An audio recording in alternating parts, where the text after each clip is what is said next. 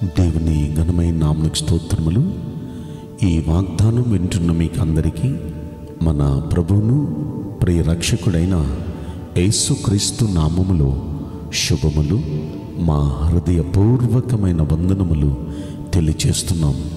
ఈరోజు దేవుని వాగ్దానం యెషయా గ్రంథం 62వ అధ్యాయము 5వ వచనం.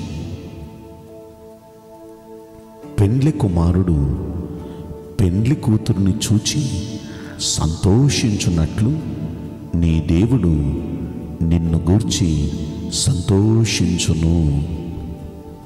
ఈ మంచి వాగ్దానం వింటున్న మనందరి వినికిడిలో మంచి దేవుడు నెరవేర్చునుగాక. ఆమేన్. ప్రియ దైవ జనాంగమా, ఈ వాగ్దానములో ఉన్న ప్రకారం మన దేవుడు మనల్ని గురించి ఆయన సంతోషించునుగాక. ఆమేన్. ఇక్కడ ఒక పోలిక చెప్పాడు. పెండ్లి కుమారుడు పెండ్లి కుమార్తెను చూచి సంతోషించున్నట్లు. అండ్ పెండ్లి కుమారుడు పెండ్లి కూతుర్ని చూచి సంతోషించాలంటే ఎలా ఉండాలి? పెండ్లి కుమార్తె చక్కగా తయారయ్యి మంచి వస్త్రాలు వేసుకొని నిండుగా రెడీ అయ్యి సిద్ధపడి చక్కగా సొగసుగా కనపడేటట్టుగా సిద్ధపడి పెండ్లి కుమారుడు ముందుకు రావాలి. అలా వచ్చిందనుకోండి, అప్పుడు ఆ పెండ్లి కుమార్తెను చూచి సంతోషపడతాడు. తాను చేసుకోబోయే ఆ పెండ్లి కుమార్తెను చూచి సంతోషపడతాడు. సంతోషపడి వాగ్దానాలు చేస్తాడు, ప్రమాణాలు చేస్తాడు. ప్రమాణాలు చేసి మరీ ఆమెను పెళ్లి చేసుకుంటాడు. ఏమని? నిన్ను విడిచిపెట్టను నా జీవితకాలం అంతా, నేను ప్రాణం పోయే వరకు నీతో కూడా ఉంటాను, నీ బాధ్యతలన్నీ తీసుకుంటానంటాడు.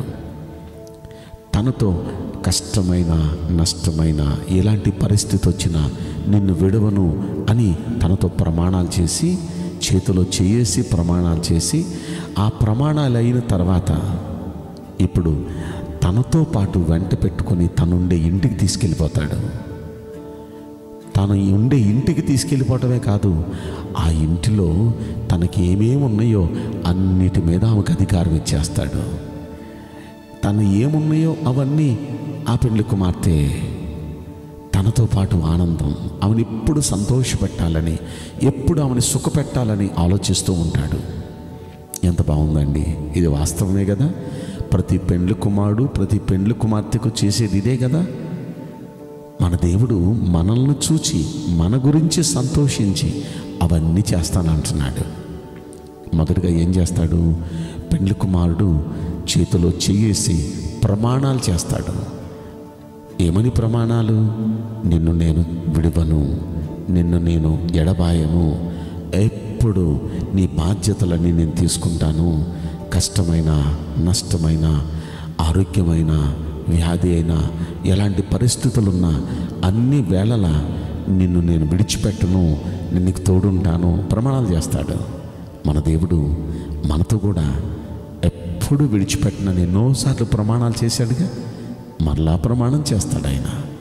ఆయన మన చేతిలో చేసి ఒక వాగ్దానం, ఒక వడంబడిక ప్రమాణం చేస్తాడు. ప్రమాణం ఒకటేనా?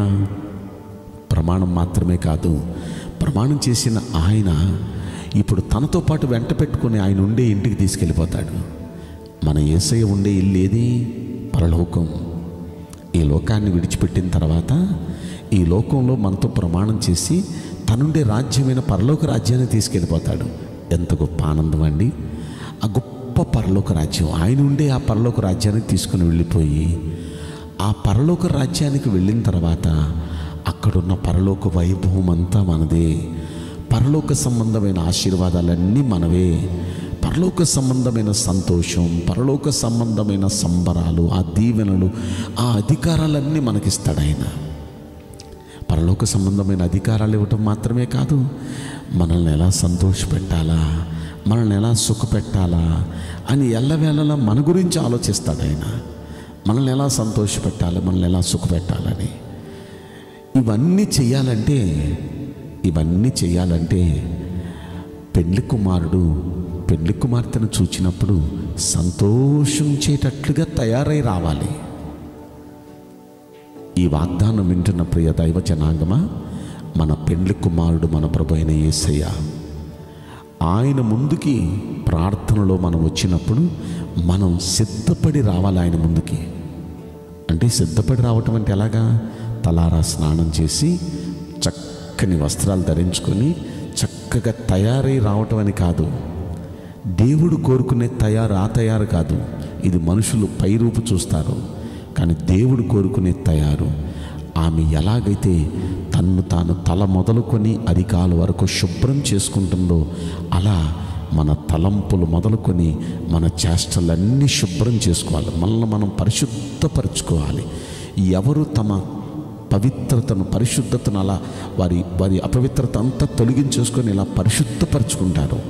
అరికాలు మొదలుకొని నడినెత్తి వరకు తలంపులు పరిశుద్ధత, క్రియలు పరిశుద్ధత, జీవితమంతా ఎవరు పరిశుద్ధపరచుకుంటారో అలా పరిశుద్ధపరచుకున్న వారిని చూచి ఆయన ఆనందపడతాడు.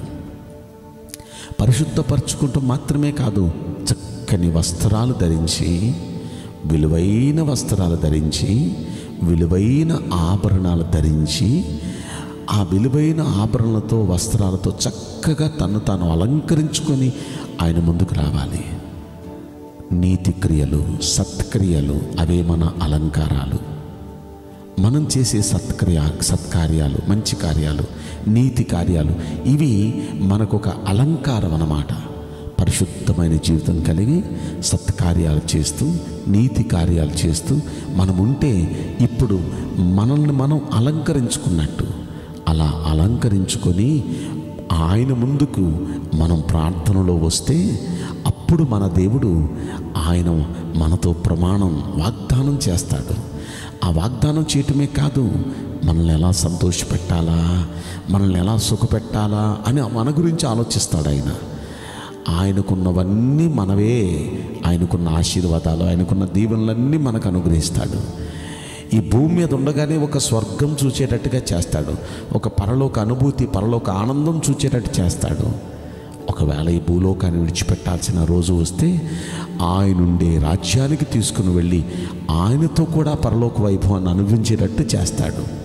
కనుక ఇవన్నీ మన జీవితంలో చేయాలంటే పెళ్లి కుమార్తె ఏ విధంగా శుభ్రం చేసుకొని అలంకరించుకొని వస్తుందో అలాగే మనం కూడా మన తలంపులను, మన చూపులను, మన మాటలను, మన క్రియలను అన్నిటినీ శుభ్రం చేసుకొని, సరి చేసుకొని, పరిశుద్ధంగా మార్చుకొని మనం అలంకారం అంటే ఈ సత్క్రియలు, నీతి క్రియలు వీటిని అలంకారంగా ధరించుకొని ఆయన ముందుకు వస్తే ఇదిగో పెండ్లి కుమారుడు పెండ్లి కుమార్తెను చూచి సంతోషించినట్లు మనల్ని చూచి ఆయన సంతోషపడతాడు. ఆ పెండ్లి కుమార్తెకు పెండ్లి కుమారుడు ఏమేమి ఇస్తాడో చెబుతూ వచ్చాను, అవన్నీ మన జీవితంలో కూడా చేస్తాడు. వింటున్న మనందరి జీవితంలో మన మంచి దేవుడు అలా చేసి సంతోషపరచునుగాక. ఆమేన్. నేను మీకోసం ప్రార్థన చేయబోతున్నాను. పరిశుద్ధుడా, ప్రేమగల యేసురాజా, నీ పరిశుద్ధ బంగారు పవిత్రమైన నామమునకు నిండు మనసుతో కోట్ల కొలదిగా స్తుతులు, స్తోత్రములు, వందనాలు చెల్లిస్తున్నాం. ఈ వాగ్దానం వింటున్న ప్రియుల జీవితంలో దయచేసి వారిని బట్టి మీరు సంతోషించి మీ వాగ్దానాన్ని నెరవేర్చి వారి పక్షాన అద్భుత కార్యాలు జరిగించి ఆశీర్వదించమని ఈ కొద్ది మనవులు నజరుడైన యేసుక్రీస్తు ప్రశస్తమైన నామములో మిక్కిలి వినయంతో ప్రార్థించి బ్రతిమలాడి వేడుకుంటున్నాం ప్రియ పరలోకపు తండ్రి. Amen. May God bless you all. Thank you.